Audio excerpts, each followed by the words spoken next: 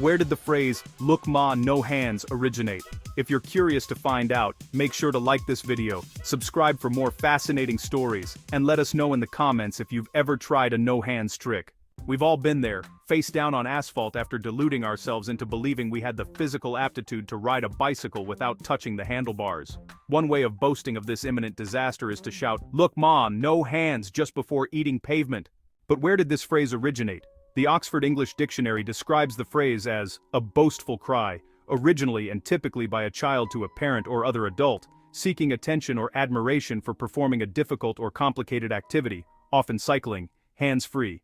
The Oxford English Dictionary cites the first use of it in a 1937 newspaper cartoon, in the Fritzy Ritz strip by Ernie Bushmiller, who took it over and shortly adapted it to focus more on Fritzy's dead-eyed niece Nancy. A child is seen riding a bike without touching the handlebars while exclaiming, "Yippee! Look Aunt Fritzy, no hands." Whether the cartoon was emulating something children were already doing or whether it influenced children to do it is open to interpretation. Either way, the 1940s brought more print mentions of the phrase or variations of it. While ostensibly meant to be humorous, it was also useful as a cautionary tale, as in the case of this excerpt from the Tatler and Bystander in London. A small boy had just had a new bicycle and was proudly showing it off. His mother stood at the gate and watched him. He shot off up the road, and on the return journey he had his hands off the handlebars. "Look, Mum, no hands," he shouted proudly. "Oh, do be careful, dear," said his mother. "You'll hurt yourself."